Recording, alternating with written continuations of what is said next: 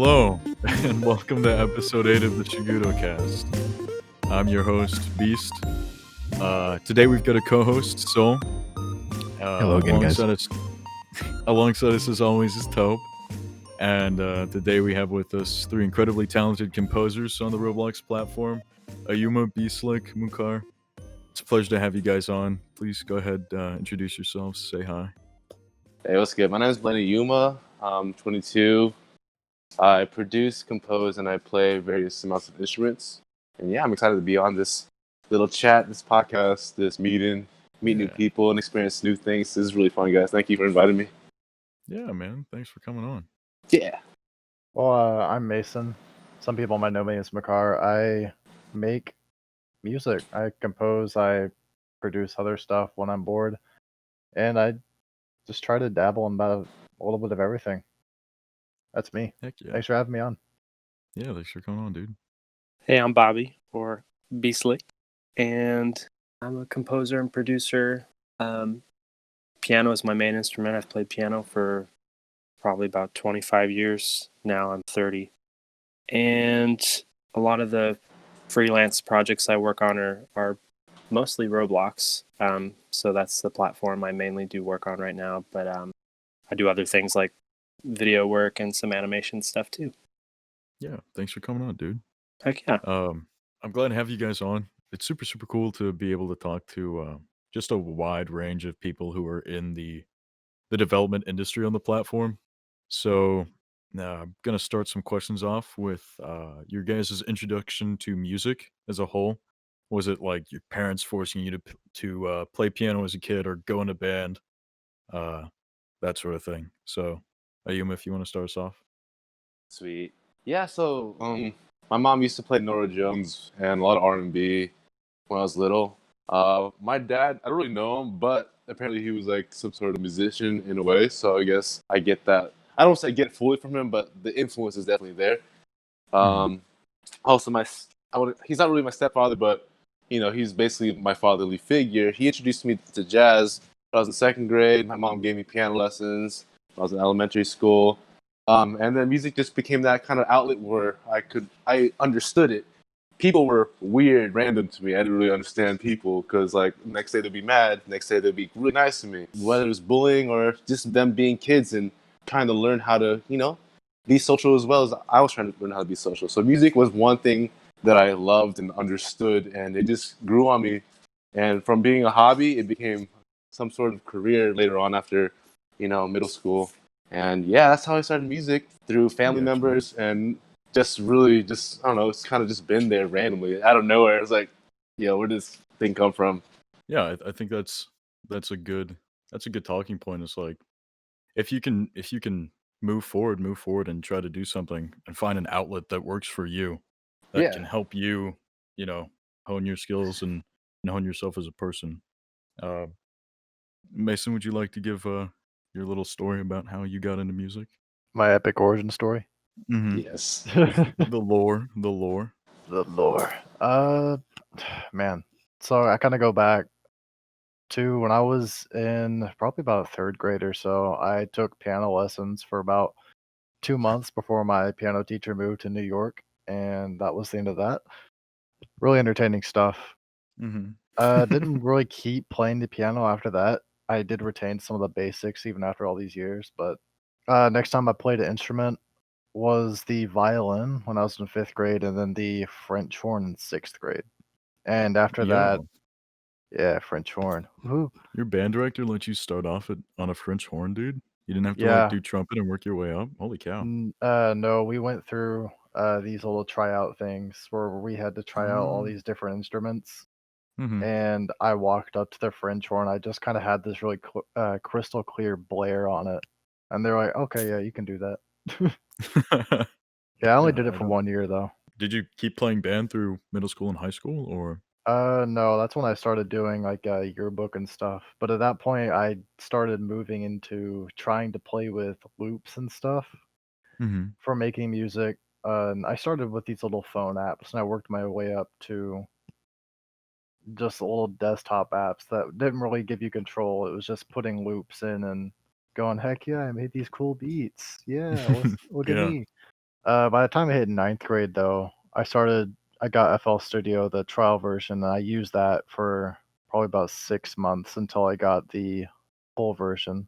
And after that, I had a good rest of my high school trying to do EDM and stuff and being absolutely terrible at it because like I was raised more on influence of some influence of rock, but a lot of video game music and Daft Punk. So my issue is that I've always been very repetitive with the music that I write, Mhm. and that can work for EDM and stuff. But the issue is when it comes to things like video game music, it's very repetitive, but it's also very melodic.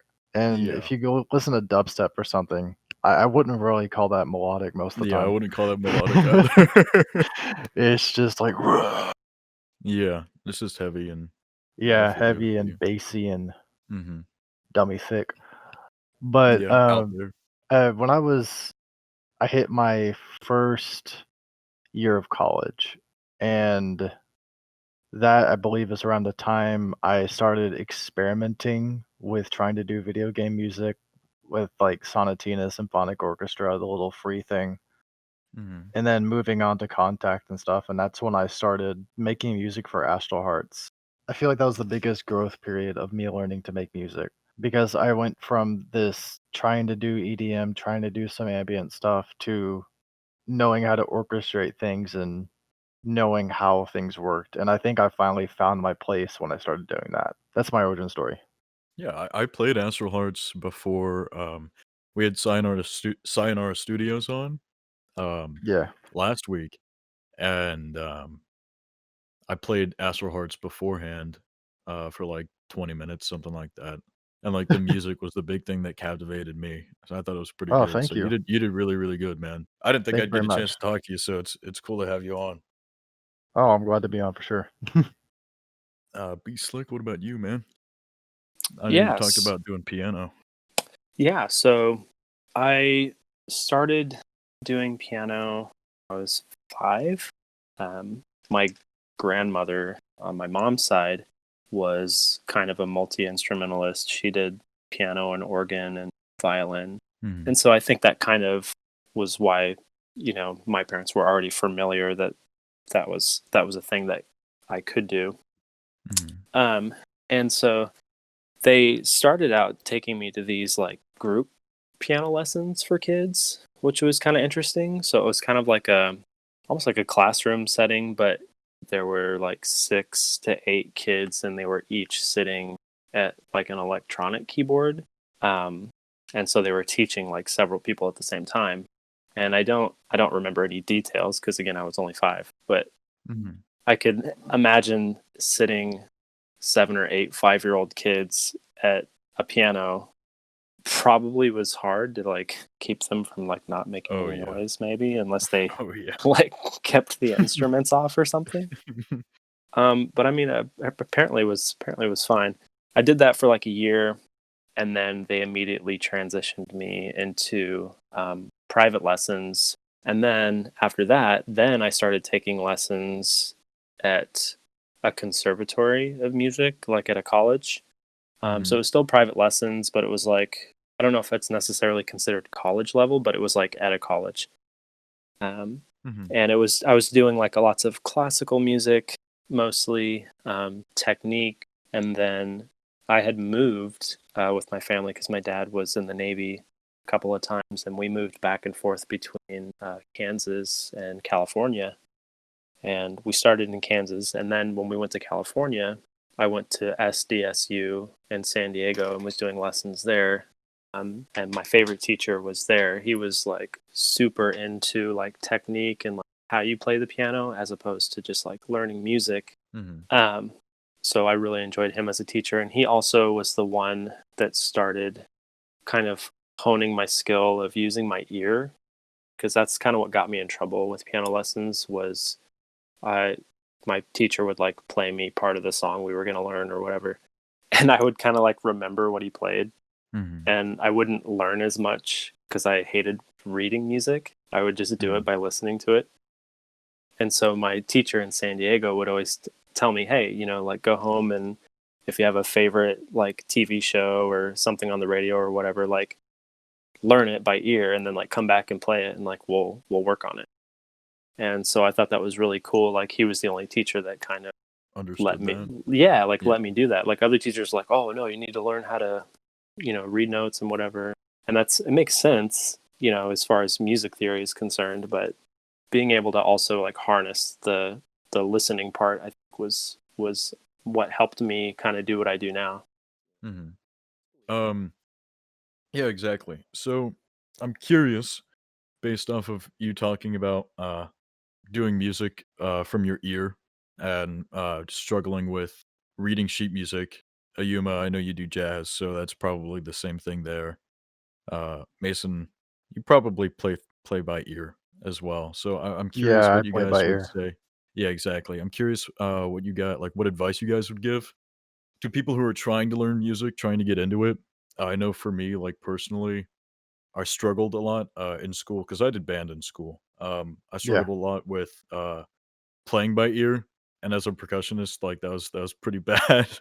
Like, Oh my I was god. always reading off of sheet music because my band director in middle school, like, really hammered in, like, "You guys have to read off the sheet music, like, everything to a T." He was like a well-oiled machine kinda guy. I Uh, was so I'm curious what kind of advice you guys would give to people who are trying to learn music. When I was in school, I only pretended to read music to get them off my back, but I just memorized everything because it always confused me. They had all these ways to try to memorize, and I was like, no, that's too much. If I can hear it, I can play it. Like, Yeah.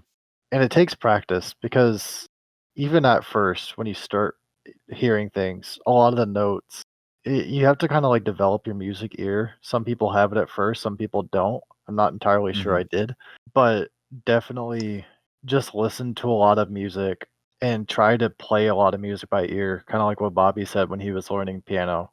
That's the best way to learn how to play by ear and how to write by ear. And most of what I've learned has been learned by listening to other music, seeing what makes them tick, whether that's by how notes work, how the sound like makes you feel. I learned everything just by listening. Yeah. Yeah, and the thing that You helps too is that music is your favorite music, the stuff that you Mhm. seek out, and so Oh you're yeah. more inclined to want to learn it. Yeah. Yeah, that's facts. I agree. Like, you just need to listen. If you love music, which 97% to 100% of people in the world like some type of sound or progression, if you hit the point, just listen to what you like. There's no reason to not. If you're starting, that's how you get in. I learned Beyonce soundtracks just for fun. Like, don't judge. But playing saxophone and that stuff was pretty fun. Like, no lie.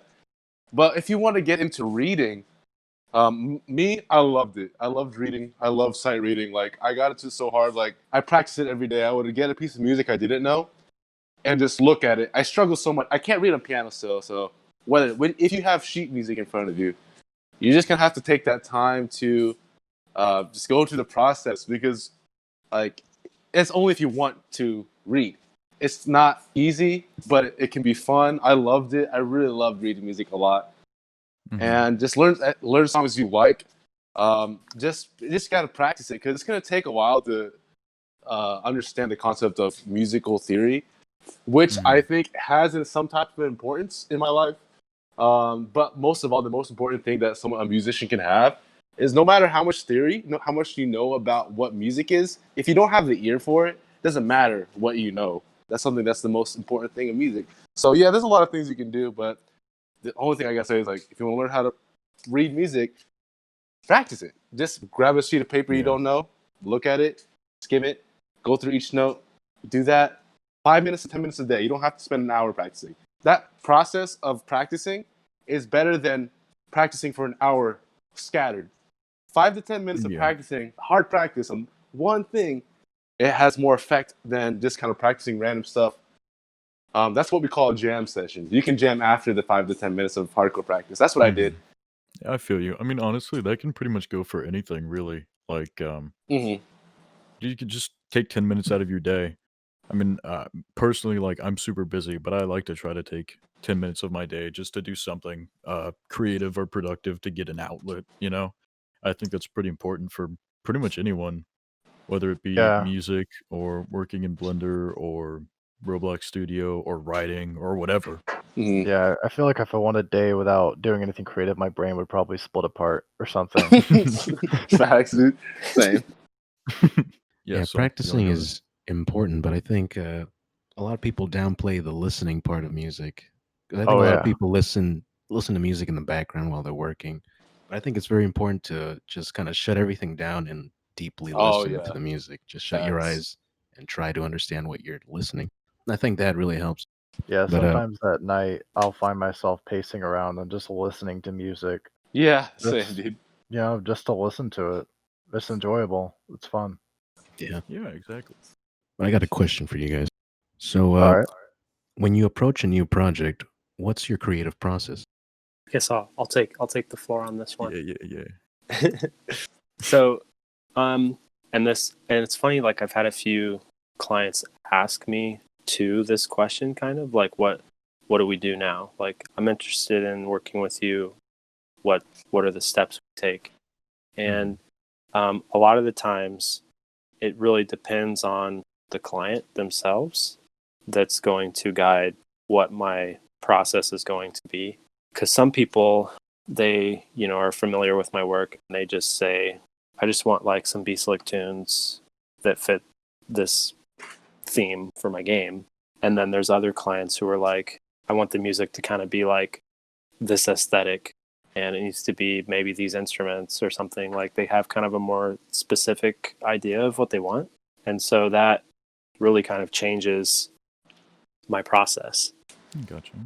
Yeah, I have to agree with what he said. Usually everything starts with whoever's hiring you or whoever wants you to make the music. They'll come to you and they'll just be like, "Yeah, I want something like this." Or just an example for Chibi Crossing, the night theme, which I don't even know if it's in the game yet, but that was inspired by things like Persona. And then a more specific one, the Astral Hearts Carantha field fight theme was like Aaron came to me, he's like, I want a song pretty much exactly like this, but not this. And it was Stand Your Ground from Final Fantasy 15. And the moment I saw that, I was like, oh no, Final Fantasy, how am I going to do that? That's No some big pressure. shoes to fill, man. Yeah, no No pressure. pressure at all. But But I mean, I came out with something, and a lot of that's trying to find what said this earlier, but listening to the songs that they send you, or some ideas of what they want, kind of breaking it down, figuring out what makes that tick, and then trying to write something in a similar vein. Or I get what I'm going to like kind of peg as the main instrument, and I'll try to write a melody for that. If it's a battle track, I'll start with the drums or staccatos or something, but usually I try to start with either a piano or like the main instrument. Nice. Yeah. Oh, this is my mic. Yes, it is on. You're good. Hello, I'm here. What is good, guys? Yo. Yeah, I have the same. I have the same type of thing. When you're talking more of like clientele work, I'd like to ask myself this one question before I begin: why am I doing this? It's like, am I doing this for the money? Am I doing this because I like the person? Am I doing this? Is this person something like, or is the song something that matches me? After I establish what it is that I'm doing this for, I decide if I want to do it. Go to the first step is establishing the mood, establishing what is supposed to be done. It's most of the time, it changes at the very end. Like everything that you made at the beginning is completely different for me. So establish the vibe, what you want. Next thing I would say, step 4 actually, after saying yes, establish the vibe. And then this next step would be basically pull out the piano, randomly play, figure out what feels right to you. Step 6, record a simple melody. After you record the melody, you see if it's fitting. Typically, I like to send a 10-second loop to the person to see if this vibe is what they want. So that instead of making a whole song for the client and then them going back to me, it's like, sorry, this wasn't the correct vibe we like. Yeah. And it's like, yo, I just made this 4-minute, 5-minute track or 2-minute track, and I have to restart. So that's why I make a little loop and send it over to them, see if they like what's going. If yes, I go on to the next step. If no, I keep on doing that first loop step until I get something they like. Next thing I do, I get the core melody of the song, something that catches the ear. I think every composer does this. Sometimes music doesn't have melody at all, so that it can be melody or it can be that core feeling that establishes the mood of that game, movie, whatever. After that's established, I go into the loop process where I get ideas, I just place it in loop, and after that, I'll arrange.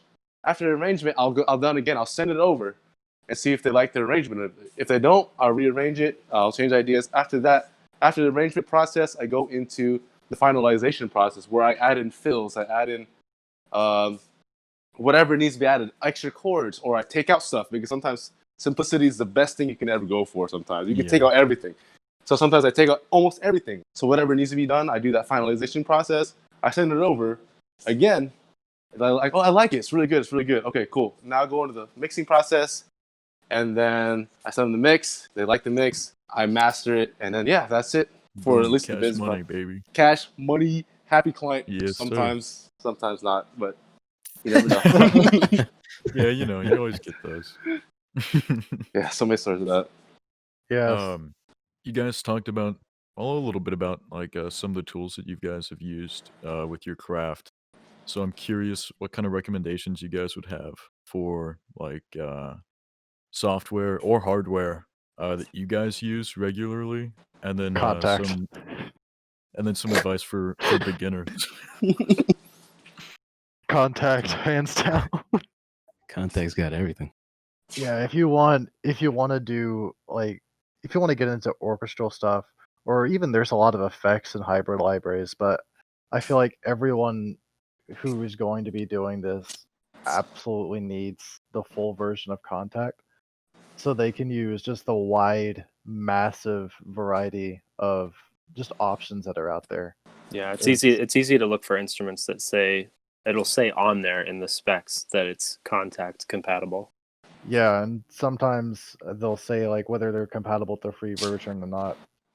And if you're just getting started, you don't have to have the full version. That's something you can wait on, because there are now existing libraries that you can get that are on the cheaper side that will let you get into there and be able to use the free version and still have a good sound. Fun fact: Kontakt Library comes with its own little Kontakt library of sounds that kind of has a wide range of things. And part of this fun fact is that for the longest time, I actually used a lot of those sounds. All the orchestra stuff and the Egg Hunt 2018 soundtrack was all from the Kontakt Library orchestra. Oh, that's cool. That's a lot of sounds. Dang. Yeah, I use some of their even their basses, like their guitar basses and stuff. I still use them in tracks today because they're good. They get the job done. Mm-hmm. Yo, sorry guys. I just realized a couple minutes ago that I'm supposed to be using push to talk. Yeah. So I was kind of sitting here like, why is nobody responding to me? Yeah, apparently he's been asking questions like this whole time. I had to locally mute my mic because I choked on water when I read that DM. My bad. I think that's the second time I've done that. I was like, where's Tobe? Yeah, I had some follow-up questions, but I don't know if the moment's kind of passed. I was wondering with Blaigne. I know you said you started learning alto sax in middle school. I think grade 6, right? Yeah. And I know because of the price tag, which is like several $1,000s, you were playing on borrowed brass for a few years. So I was wondering, how important of a role do you think that class and having access to those instruments played in your life? And do you think if you didn't end up in that class, you would have found another way into producing jazz? I didn't know you did your research. That's cool. I don't know if you knew that. That's crazy. I was on borrowed brass my whole entire life of middle school and high school, so I didn't have my own instrument basically because I couldn't afford it. So basically, I eventually found a way. No matter what, I couldn't afford it then, but I found a way. But the first thing I did, I had an amazing middle school band director. Without that, I would not be where I am right now. And people play a key factor in lives. That's why we have people. That's why we're surrounded by people. Because without them, we wouldn't have the life we had. Because even if I figured it out, it wouldn't be the same way no matter what. So I would have figured out the way, but it wouldn't be the way that was intended for myself. But I ended up finding my own way to, getting my own saxophone. I did a fundraiser. Here in Austin, Texas. That's where I am. Please don't visit. Just kidding. You can visit if you want to. Well, not really COVID-19. But anyways, going forward, moving forward. Not really COVID-19. For real. Hashtag. Hey man, wear a mask. Wear a mask. Wash your hands. Seriously. Wear a mask. Wash your hands. 20 seconds. Sing It's an ABCs. aesthetic right there. Yeah, dude. Yeah, but yeah, I just figured out a way. I would have figured out a way no matter what. But band, use it. If they're not nice to you, if they're not nice to you, you're not enjoying it. If you want to play an instrument, sometimes I just went through it and I dealt with stuff I didn't like sometimes people, but they gave me an instrument and they provide stuff for you. So yeah, without band, I would not be where I am right now. Just because band was my life throughout my whole entire school life. Yeah, but I ended up doing a fundraiser. I got the fundraiser because when I got first in state I borrowed this piece of crap instrument, and I still got state. And so they saw that I wanted this in my career, and then some random this guy who went to another high school saw that, and he told us his mom set up a fundraiser for me out of random. And I don't know if you know the TMEA. That's a state convention where all high schoolers go to that. But anyways, he set up this fundraiser, and the news posted it online. They were talking about how this saxophone player has no money. I literally had nothing. My mom couldn't afford it at the time because my mom had other priorities. I had a little sister, I had a little brother, which I love so much, and so I just couldn't afford a saxophone. And that's what I'm saying. The people around me made it happen, and I'm so happy about that because without them, the support I've been getting. Even Bslick shared my post. I didn't know who he was. He shared my post on Twitter because my little cousin, who's also in Roblox, shared it. And then after that, it just blew up. And then here I am today. People at Bslick know Bslick, trust Bslick. Now they're trusting me. So I really appreciate that, man. Bslick, for really, or Bobby, whoever you want to go by. But that was you should really thank more of your cousin. Oh, I did. I bought him. I was talking to him actually, and we were talking about music stuff and his game he's working on. And he was like, "Yeah, I'm having my cousin do the music," and I was like, "Oh, that's cool." He's like, "Yeah, you should check him out or whatever." And so I think he sent me your Twitter and or your most recent tweet, and that's how I discovered your page. And I was like, "Oh man, this is awesome!" And your piano is your main instrument, and so that was, to me, I was really into that because piano is my main instrument. So I thought that was really cool. Yeah, my cousin came in clutch. He always comes. He introduced me to everything Roblox. So it's I take him every day, and I see him. It's yeah, dude. I'm surprised he even did that sometimes because he'd be like, anyways, I'll go on. That's a different story for one day. But yeah, I like to talk. I'm a talker, so my bad. Dude, I feel you, bro. I feel you. I'm a talker too. Yeah. But to go back on your point about people being influential in your life, that was a big part for me, musically at least. Because my middle school band director, that dude ingrained life lessons into my brain that I will never forget. Or just even my taste in music. So I'm curious, Bslick and Mason, or Bobby and Mason, what your guys is if you guys have had a big music or big influential figure in your life in relation to music. I haven't, no.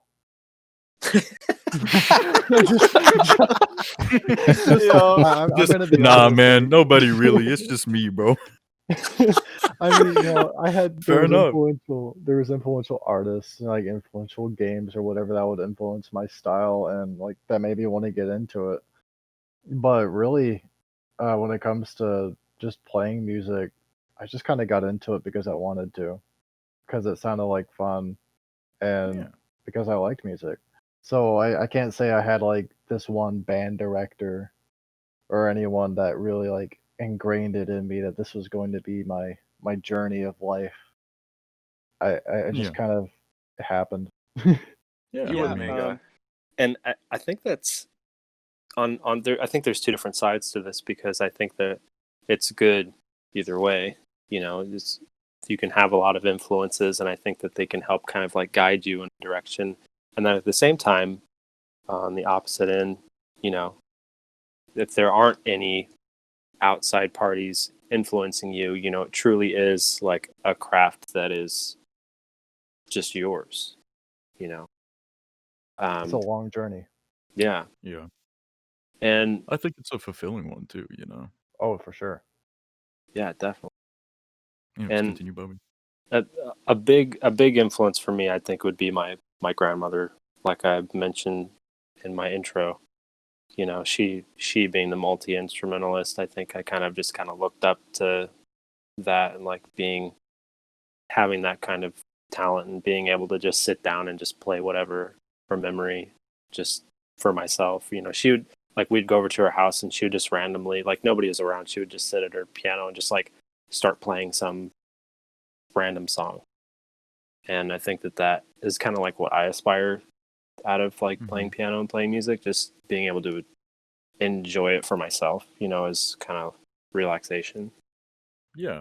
And I think honestly, once you really enjoy it for yourself and like really understand your place in your music and what you're making, that for the people listening or the people playing the game and listening to the music or people listening standalone, like I think that's what really ingrains your music in their mind is like there's so much passion behind it. You can really enjoy it and just like close your eyes and let the music flow. And that I think that really, really translates to the listener. I think that's a beautiful thing that you've got going on, man. Thanks. Yeah. Soul, do you have another question that you want to ask? Yeah, what's up, Tobe? Or Soul, Oh yeah, whoever, push to man. I talk. don't. Shoot. All right, here. So Yeah. I've spoken to the newcomers to this trade, and I've seen that most of them have problems trying to find rates to charge their clients. Do you have any advice for them? I'm gonna pass that to Bobby, honestly, because that's something I struggle with. There's a reason why I don't have my commissions open. I just let people kind of approach me, and that's because I don't know what to charge. It's kind of difficult because I've tried. There was one point where I actually had someone approach me, and they were asking how much it would be, and I remember what I offered was probably like a fourth of what Bslick was charging at the time. I was like, hey, that's pretty good. I should be able to get a sale with that. And they came out, they're like, actually, I was thinking, like, a fifth of that for 10 songs. Well, I was Holy like, cow. I was Yeah. like, whoa. Yeah, man. That's Holy too low, cow. bro. Yeah, too that's a low. little low. Yeah, the tough part about the ROBLOX platform is you run into a lot younger of a crowd, and so you will get, quote unquote, lowballed. I don't really like using that term, but I mean it's just what happens, and I don't get upset by it anymore at this point because I know it's going to happen, you know. Oh, yeah.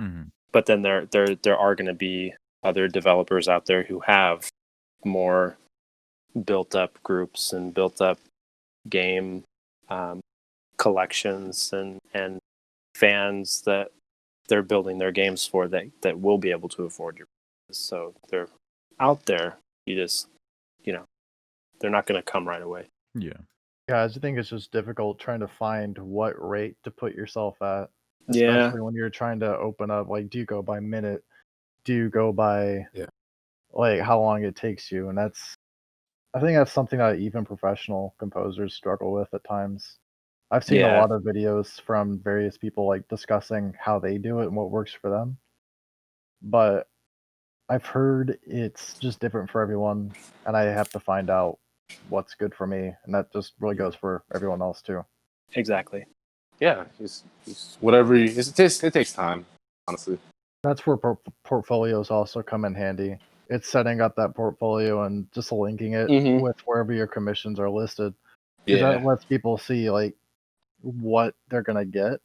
And if you have a good portfolio and you have higher rates, I think that you're more likely to get someone who's gonna be willing to take that jump on the higher rate.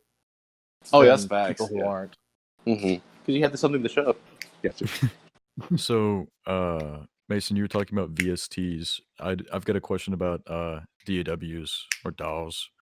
But before we do that, like, can we explain some of the acronyms to the people who are listening that may not know what a VST or a DAW are? Would you like to So explain that? a DAW is a digital audio workstation, and there's all sorts of those. There's FL Studio, Ableton, Cubase, Logic. What's the one Pro on Tools. Mac? Yeah, there's Pro GarageBand. Tools. Well, no, there's GarageBand. There's another one too. GarageBand. Audacity. Audacity. Yeah, Audacity. Audacity is technically That's one. what I use. There's a ton of DAWs, but that's pretty much think of a DAW or a DAW as your ROBLOX studio for Mhm. making music. You go in there, and that's where all the magic happens. Yeah. Things Um, like plugins and VSTs. I'm actually not entirely sure what VST stands for, but VSTs are effectively plugins that will help you get the job done.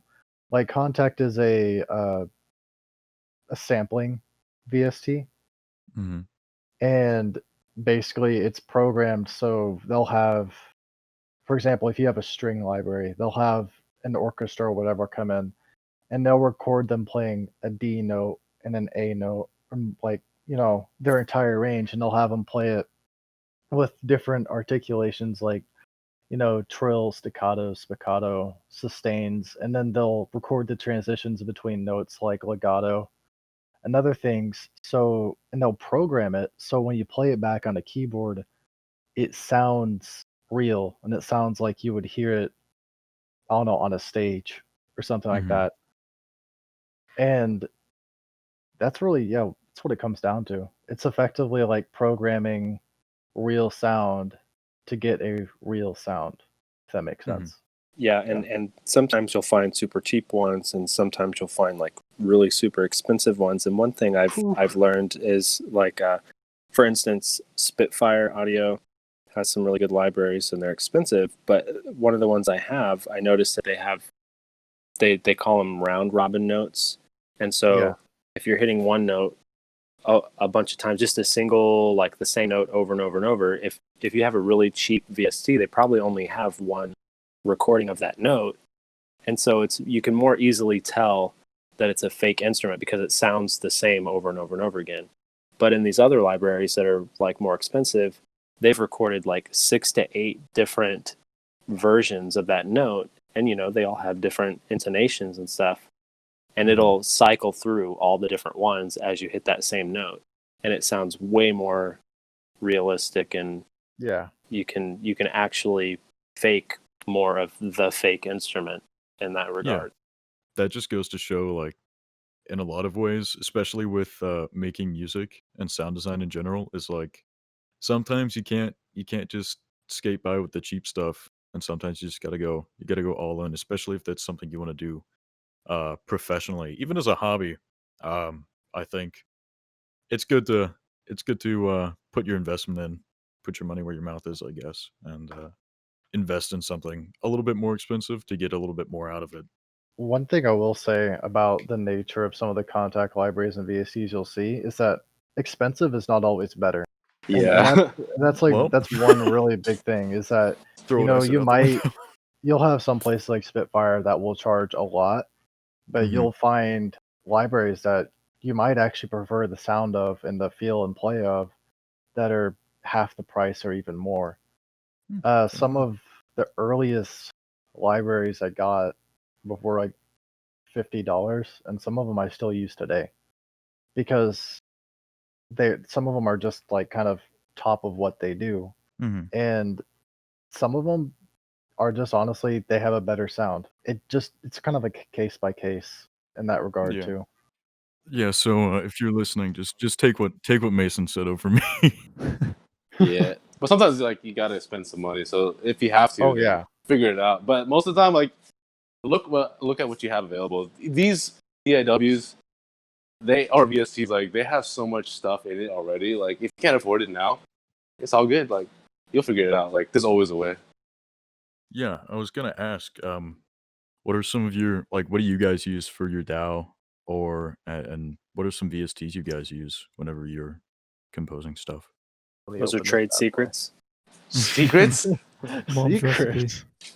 You wanted to spill it? Grandma's secret recipe. Um, Yeah. Someone else does so it for me. I don't reproduce. It's just what I again I've mentioned Kontakt like 1,001 times because I use it a lot. I use Kontakt, and for synths, I'll use Serum and probably some other stuff too. Okay. One big recommendation I have, if anyone's wanting to do orchestral music, is Convolutional Reverb. In FL Studio, there's a really basic version called Fruity Convolver, and I've used it for a long time, and it's probably the best free option for that. But Convolution Reverb is reverb based off of real recorded spaces. So it just gives you a lot more believable sound than a plate reverb. Well, it is kind of Sounds true that some of them are trade secrets. I guess that depends on the person.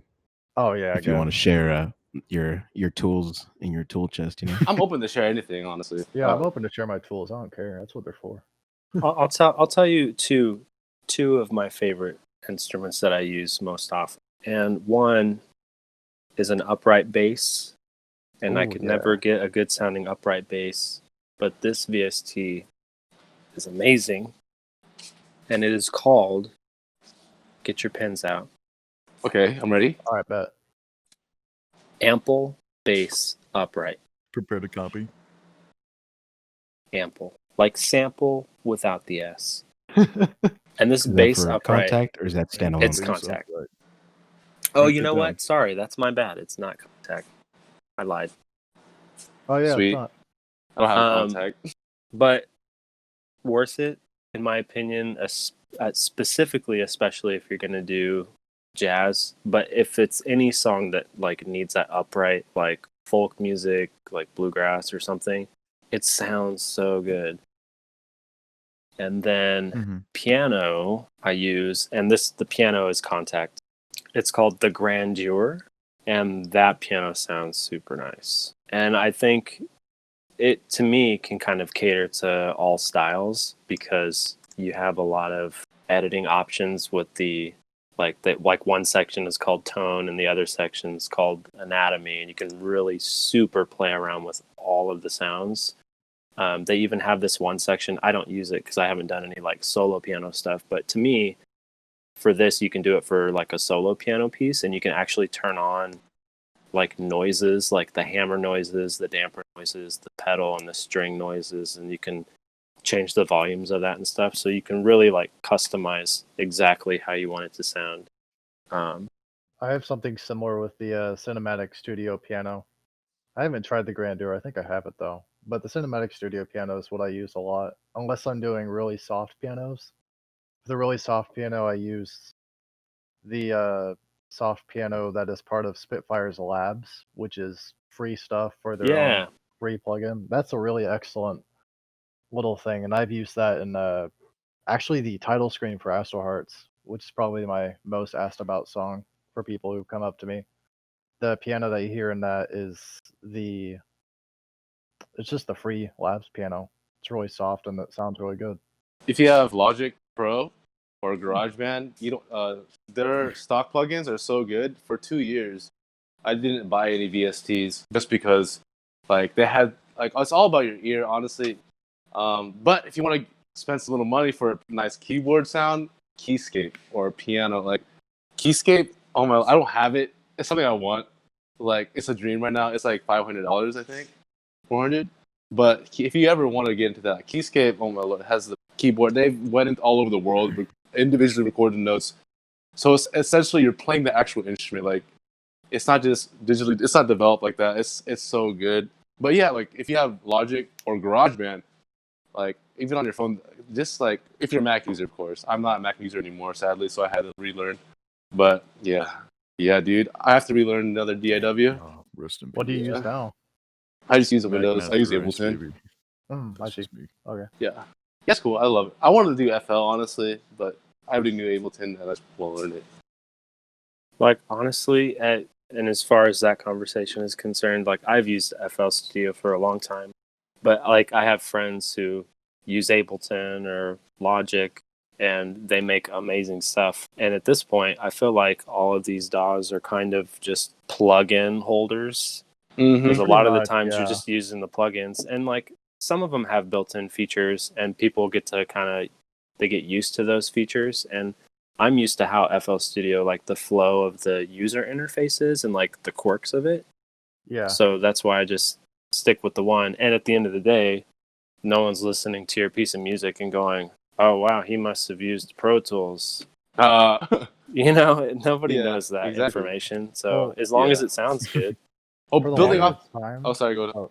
I was gonna say for the longest time, I actually heard that FL Studio's audio compiler actually had its kind of own sound, but I think it just kind of sounds like the rest nowadays. So I think that part's been kind of eliminated. But yeah, whatever DAW you use, it doesn't matter. If it runs yeah. a VST plugin, you're good. Speaking of DAWs, Ableton is free for 180 days. If you Oh, nice. want to start, you can download Ableton right now. If you get it and have it free and see if you want to buy it, you have 180 days to download it. Like, it's crazy. Ableton's sweet. The highest, the $600 one, you can use it for 3 months, learn it for free. I just want to add that. I remember someone told me, yeah, you should. I don't got free pretty updates, cool. so That's a good plug, man. Oh, Holy yeah. cow. FL It'll- Studio gang, free updates for life. You have free updates? That's the no. Yeah. Ableton, you have to pay like $300 every time. Holy Yeah, something like FL that, Studio when you upgrade between, it's ridiculous. That's That's why insane. FL is great. It's because when you upgrade between like FL Studio 12 to 20 or something, you just download the updates totally free. What the heck, dude? Ableton be overcharging sometimes. That's what all the other DAWs do. Like even Cubase, all of them, Yeah. they all charge for updates. Dumb. I thought you had the update paying for FL. I didn't know that. No, well, when you pay for FL and you buy it once. It's like a buy it once, keep forever, upgrade forever for free. What the heck? That's sick. These ads have been brought to you by Raid Shadow Legends. Yeah, this has been brought to you by Raid Shadow Legends, dude. For We're real, I plugging see that everybody every in day. here, man. Holy cow. We are plugging. We got to represent our squad. Yeah, so, you yeah. know. It's like Gang, SBS versus F3X or something like that in the studio community. You always gotta have your playful rivalries. So talking about setups, like your hardware. So like if you're recording audio, like preamps or analog to digital converters you guys use, or like legitimate physical instruments you guys use, or pads, whatever. Like what are you guys rocking? I just have an M Audio Oxygen 61 key MIDI keyboard, and I had a full length keyboard for a while, but I had to downsize recently just so that I'm able to work more remotely, and that's my only like MIDI instrument. And then I've got my electric guitar, which comes in handy when I want to do, guitar stuff. So rock or whatever that needs that, and then I just use amplification software because I mean that sounds good enough nowadays that you don't necessarily need to record an amp directly unless you're a super professional working out of a studio. Yeah, there's a lot of things like Guitar Rig that will do that for you. Exactly. Yeah, that's a Guitar Rig. Exactly. And then I have a Focusrite Scarlett 2i2 for my interface, and I had just that for quite a while, and it worked fine. And I had these Audio Technica headphones that were fine with it. And then I upgraded my headphones to the DT 1990 Pros from Barodynamic, and my Focusrite was not enough to like power these, so I needed to buy. I bought a Magni from Shit. That's their name. Shit. It's I almost forgot about them. It's SCHITT. So it's the Magni, and it's their headphone. So I can power it, and it sounds so nice when it cranks through that thing. And it's fun fact, Magni is their headphone amp, but then they have, I think it's a mod or something, and it's their converter, and you can actually buy them together as a bundle, and it's called the Shit Stack. I was about to bring that up. Bro. What the heck? I was like, yeah, they actually have a shit stack, you know? Yeah. So I like it. It's the box itself is small. It's probably like 3/4 of the size of the Scarlett, and it just sits on top. And it was easy to hook up to the Scarlett. I just needed a few different kind of like RC cables, that sort of thing. But that's, as far as hardware goes, that's all I got. Everything else is in the box. What about you, Mister? For me, as hardware goes, I have a Yamaha keyboard. I don't remember the model off the top of my head, but it's like a full keyboard. Mhm. It's pretty nice to use. Definitely when I'm trying to not switch my root note for every time I want to play something on my keyboard. Um, Otherwise, I used to have a Sennheiser headphones. I forgot what they were, but I switched over last year or so to the Bear Dynamic DT990s, which are not as high of a model of what Bobby has, but they're still really nice headphones. Still good tech. I strongly recommend them, and I just run them off of a base like little FiO DAC amp that I got on Amazon for like $60. Works well enough, gets the job done. I have nothing right now. It's crazy. I used to work at a studio, and I had stuff, but right now I just use my Skull Candy headphones, my computer, and I don't have any. I don't have any equipment besides my piano. I have an 88 keys and then audio. But yeah, I make what I have. But I have my instrument, so that's what's really making up for everything. Gotcha. So I have my flute, my saxophone, but in terms of my in terms of my freaking my gear, right now I had to start all over because my Mac hard drive crashed. I lost all my beats. Luckily, my hard drive was able to be recovered, but all the files are named file 1 2 3 4 5, file 1 2 3 4 5 6 7. So I basically had to start all over on that too. So after COVID, like I don't have any gear as right now. But as I was saying before, make things happen. Like all my client stuff, like whatever. It's all about the ear. It's all about the ear. That's what I say. But I definitely want to get some stuff very soon. Yeah, I mean, honestly, that just goes to show you, like, you don't need crazy equipment to make music. You just need yourself and a couple tools, man. Yeah, for the longest time, I just used old like Logitech gaming headphones. And Yeah. that was what I ran on. Yeah. I used that, or I would use against Skull Candy. And yeah. While we're on the topic of gear, I got a hypothetical for you guys. So let's say you guys, well, I don't know, we're invited to NAMM 2021. What? So yeah, that's the hypothetical here. But you get to choose one thing to walk out of there with, and it's yours. What would that gear be? Jeez. I have one thing to walk out. Like I can choose whatever I want. Yeah. For those of you at home, NAMM is like the biggest gear show on the planet, I believe. Oh yeah. I would walk in that stuff. I'll, get my little 18-wheeler, or whatever wheeler. I don't actually have one, but hypothetically, as speaking, I have one. And so I'm gonna buy a grand piano, walk up that NAMM, take the grand piano, nice, and then fit it in my backyard because it doesn't fit my house. But figure it out. Hey man, if it works, it works, bro. That's all you need. I think I would walk out of there with one of those like binaural head mics. Those things are so cool. Oh wow! I mean, if you're gonna go like that far, go hard or go home. Get the most expensive, coolest thing that you could find. Get out there. Oh, the binaural. Okay, I got you. Those are like the What's ear that called? headphones. Or sorry, not headphones, but microphones, right? Yeah, it's like the shape of a head, and they have some microphones like positioned at the ears and stuff. And I don't know exactly how they work. I just know that they're really cool, and when you record stuff with them, you can get some really nice results. So you can record stuff like that. Hold still, I'm gonna cut your hair. Yeah, like the Luigi barbershop. Yeah, thing. bro. Yeah. There was actually, Sonokinetic, right? I don't. I'd have to see it. Uh, I'm a visual Sonokinetic, person sometimes. It's one of they make instruments for Kontakt and stuff. Oh, I'm sure I've seen it then. Yeah, so Sonokinetic has actually started recently recording instruments with a binaural head mic, and Weird. they have it so you can like switch between different. There's always like a lot of mic positions and stuff. But that's one of the options. Yeah, they have like a whole setup, and it's probably one of the coolest things. You can like select between like different condensers and how big the stereo spread is and all sorts of crazy things.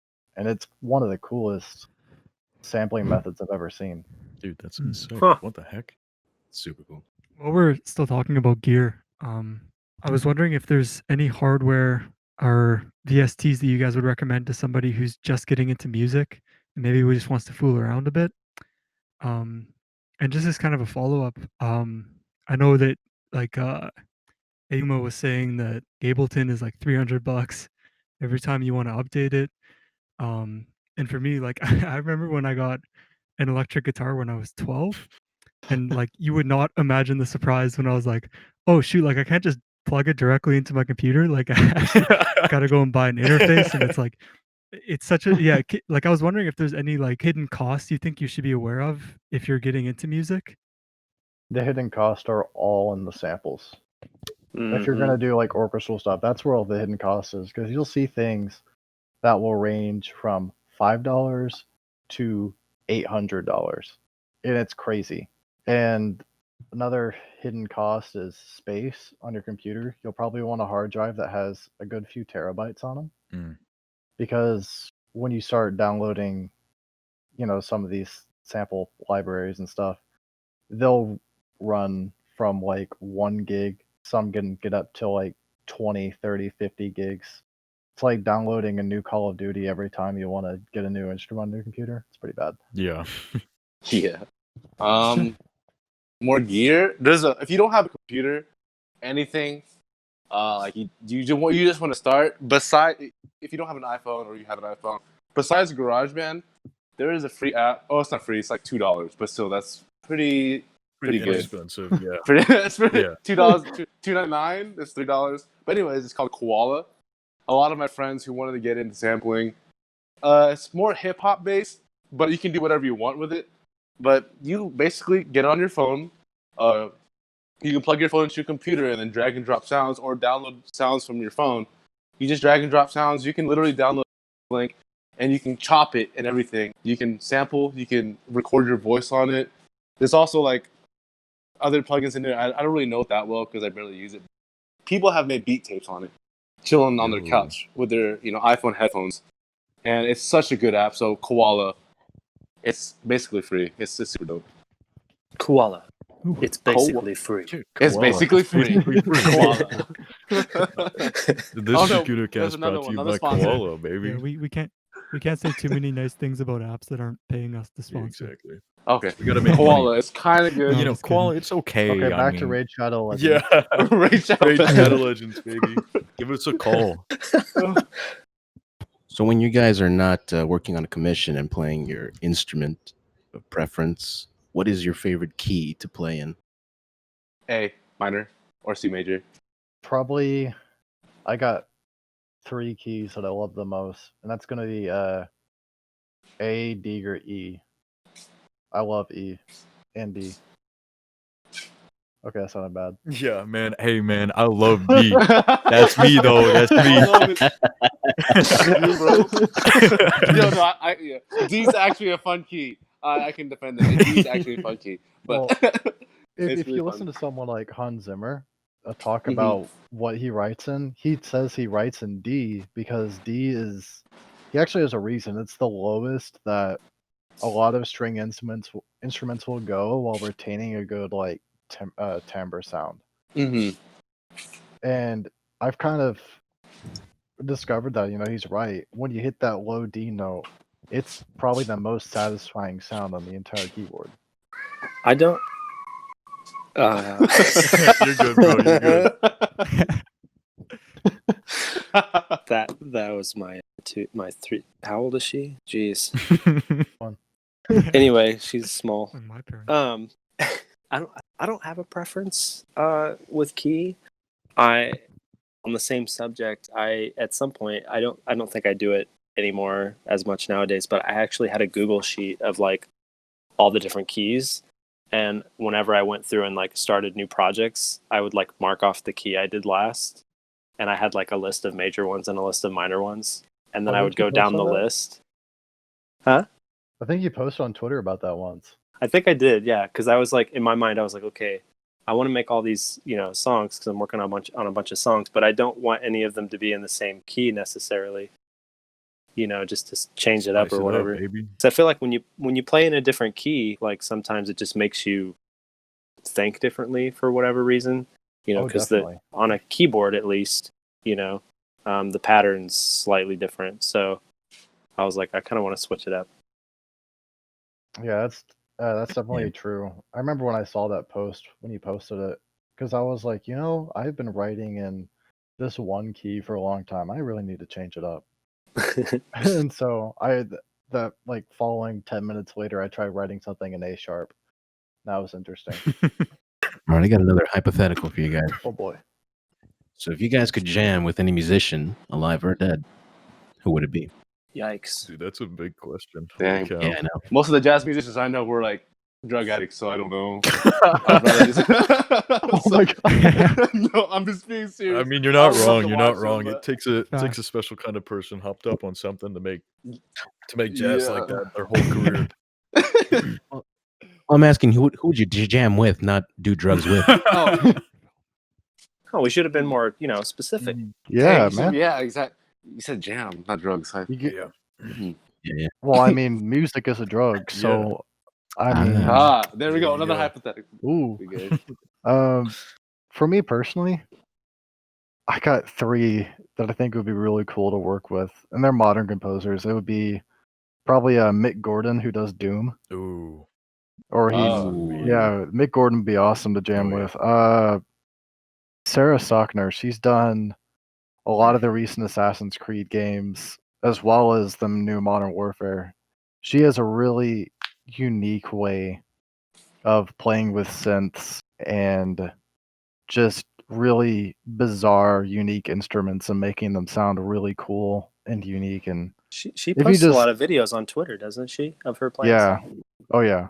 And if you like listen to her stuff in Assassin's Creed Origins, it's just so good. And I think the last one would probably be Solar Fields, who did the music for Mirror's Edge. Mm-hmm. Yes.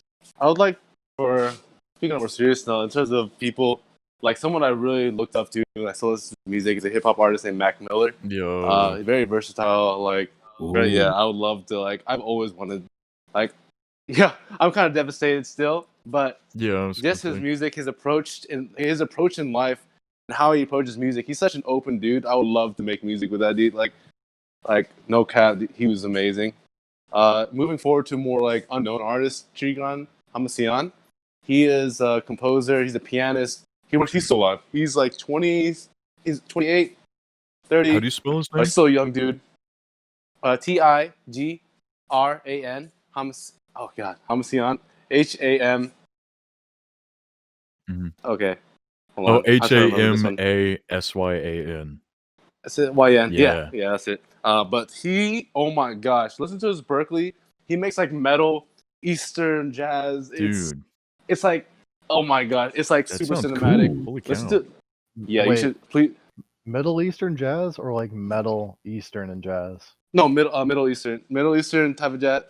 Either way, Okay. He's Armenian, dude. That sounds that lit. does sound lit. Armenian. Holy cow. Yes, so good. Middle Eastern, Southwestern Asian tradition type of jazz music. Dude. But yeah, that guy, he's 32 now. But please listen to his music. Please, you will go on a trip. Oh my gosh. Oh. Bobby, what about you? Who would you jam with, dog?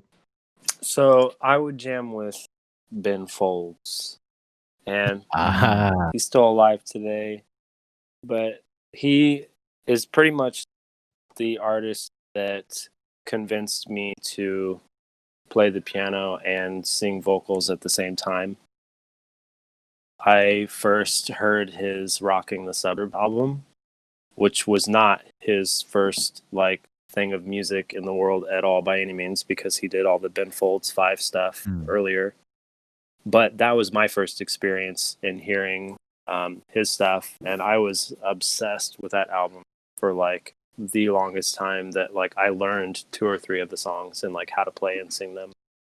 And so that's kind of what got me started with doing piano music and writing lyrics and singing and doing vocals and stuff. And so I think a lot of, not every single song, but there are some songs where you could listen to it and be you totally tell that it was influenced by his style of not only singing but piano playing too. So I'm not gonna, I've seen him once when he came through town, and it was awesome. yeah. Not gonna lie, I'm kind of disappointed I didn't hear John Williams, but it's okay. It's all right. I'm not gonna hold that against you guys. That would be interesting too, like John Williams or Hans Zimmer. Yeah, right.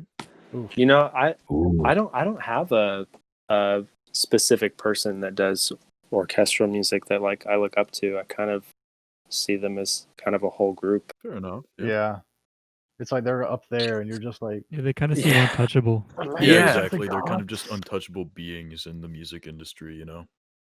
yeah. I think Daft Punk would be cool to jam with, honestly. Yeah, that'd be cool. I'll agree with that one. Yeah. So, do you have any more questions? Yeah, I just have one last All right. question. Before I ask, I just want to thank you guys for coming out and hanging out with Yeah, it us. was awesome. Seriously. Yeah, thanks for having me. Of course. All right, here it is. So, how do you guys charge your creative batteries?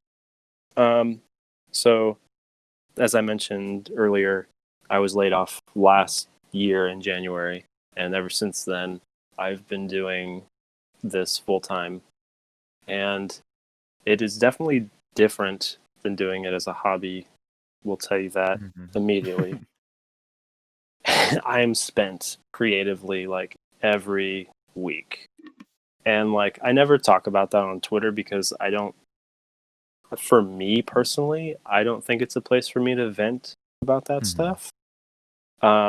I just keep it here in my own household, and you know, my wife is my support system. Aw. And she is fantastic for having to put up with that.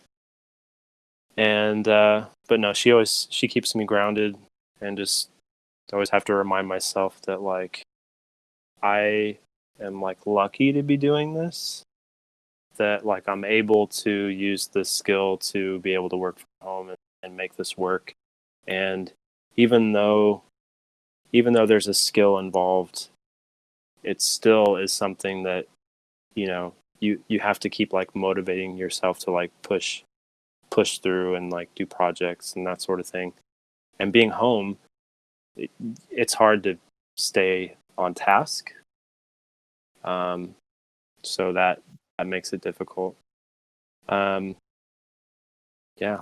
I mean, so you have to find ways to shut it off, like do other activities that are completely away from the tools you're using day to day. Yeah. You know, for me, that's hard because my other hobbies are playing video games, or, you know, which is like right where I'm working or what I'm working on or with. So that helps, but like, you know, with the kids, my oldest is 6. She's old enough to like enjoy playing board games and like card games and stuff, and so, you know, we'll play like Skip-Bo and Uno and like all that stuff. And just doing other activities that are not the tools you're using to, you know, your creative outlet. You know, doing other things, going outside and bike riding or whatever it is you like to do. Yeah. As long as it doesn't have to do with your tool set that you use on a day-to-day basis, in my opinion, really helps. Yeah, I can definitely agree with that. I'm pretty ADD, so I kind of bounce between things. One of the ways that I recharge my creative juices is just consuming media, whether that's listening to music, watching anime or a movie or TV show or whatever. Like, doesn't matter what you do, just if you read something, watch something, listen to something, there's so many places to get sources of inspiration, ways to get your creative juices flowing. But aside from that, I'll pretty much do kind of similar to Bobby here. I'll step away, I'll talk to my girlfriend or something, or I'll play a game, or I'll just be super ADD and I'll start working on other projects because I'll have like 10,000 going at one time. Whether it's like a video game or a book or whatever. I'm almost always working on something. and it kind of gives me a break from one thing, so I can go and I can start programming something, and then go back and have the brain power to keep writing music. So it's just kind of finding the balance that works. Yeah. For me, music is nonstop. Like I don't stop ever. Like that's just my that's like I don't know. It's just my personality. Like music is just something I love that much. Like if I'm not making music, I'm listening to it. Kind of like what he was saying about the media. You can listen to music, take a break. But just recharging my creative juices is sleep and eating. Like eating, like so it's like okay, let's take a lunch break. Like it's kind of like you have to treat it like you're doing a day-to-day 24/7 job. Take a vacation, give yourself time, of course. But for me, like I'm taking advantage of my young body a little bit. Not like I'll just keep on going. Like I don't stop because right now, like I have to learn so much things. But there's also a balance to it. Like if I ever feel like I have to stop, I will stop immediately. I will just go. I'll play a game for 2 weeks, for a week, or however long until I feel like doing it again. But honestly, like I just go with my gut, and the recharge juices is take a nap, sleep. I just don't take breaks in terms of music. I don't know why, but it's just how I work. Until I feel like I need to take a break, but it's just for you top 5% because I do this because musicians you can do it for fun, but there is that other side. Like if you want to be truly successful, only 5% of musicians who are actually making money, like us, like we're making money off of this. We are doing it. We're the only 5%, and the issue isn't in the because musicians don't make money. It's just the mindset of being a musician. So I fight myself continuously to understand that it's an honor to do this music thing, and to make it happen, I have to step out of my comfort zone every day to continuously build up to what I want in life. If I do not work towards those things, they will never happen. There's always a balance, of course, but the grind as a musician, we are working on everything. It doesn't matter what you're doing. Like it just doesn't stop. We are working on every project. We're learning how to make this DAW. We're learning, like being a musician is multiple jobs. That's just a lot of being a creative. You're doing so many things at once, and that creative juice, it's in our blood. It refills itself. No matter what you're doing, it's just going to continuously be pumping in our blood. And for me, it's like no matter what it is going on in life, the creative juice will always be there because we are creatives. And I feel like recharge or not recharge, the most successful musicians, they find a way to maintain high creative juices because it's necessary. If you can't do that, then being a creative is not like being a full-time creative as a career. You can it's not for you. But you can be a creative without having. It can be a hobby. There's nothing wrong with it. But for me, being a musician for what I want, it's just this is also a personal thing. It's just keep on going, don't stop, keep on grinding until the end. Like, of course, balance it all out, but it just doesn't stop, man. Sorry, I talk a lot, but this music stuff is no joke. If you really, really want it, it's not a joke. You have to work really smart, really hard for it to happen. If you get tired, take a nap. Go back into work mode right away. Like, sorry. Stay on the grind. That's just my truth. That's my It truth. is a That's my grind. truth. It really is. Yeah. I can understand that for sure. I just want to put that on a shirt. If you're tired, take a nap. You're tired, Take a take nap, a nap yeah. and get back up, boy. Take a nap. Yeah, Yep, that sounds you like take a something nap, my bro. dad would have told me. Yeah. Get yourself some cookies or something. Yeah. Yeah, eat something. Well, honestly, man, But yeah, with that inspirational note, I think we're gonna close off, and I want to thank you guys for coming on. If you'd like, Does that have anything to plug?